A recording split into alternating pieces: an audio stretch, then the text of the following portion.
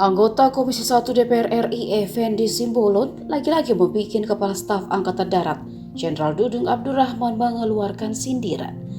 Setelah Effendi melempar wacana adanya pergantian para Kepala Staf TNI, usai Kepala Staf Angkatan Laut Laksamana Yudo Margono terpilih menjadi Panglima TNI.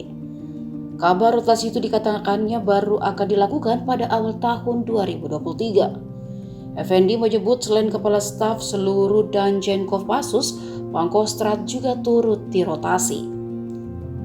Memberi tanggapan atas pernyataan Effendi Simbolon, Kepala Staf Angkatan Darat Jenderal Dudung Abdurrahman buka suara.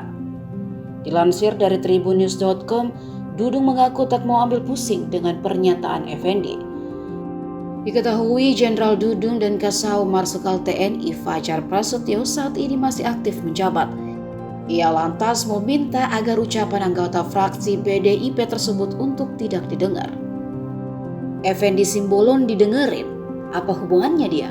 Kata Dudung. Menurutnya Effendi Simbolon tidak ada hubungannya soal pergantian di pucuk pimpinan TNI yang merupakan hak prerogatif Presiden Jokowi. Sebelumnya Jenderal Dudung juga terlibat adu sindiran dengan Effendi Simbolon. Hal ini bermula saat rapat Komisi 1 DPR dengan Panglima TNI dan Kepala Staf. Effendi Simbolon sempat mengucap TNI sebagai gerombolan. Effendi juga menyinggung hubungan Panglima TNI Jenderal Andika Perkasa dengan Kasat Dudung Abdurrahman yang dinilai terjadi disharmoni. Pernyataan Effendi itu lantas berujung mendapat kritik dari anggota TNI di berbagai daerah.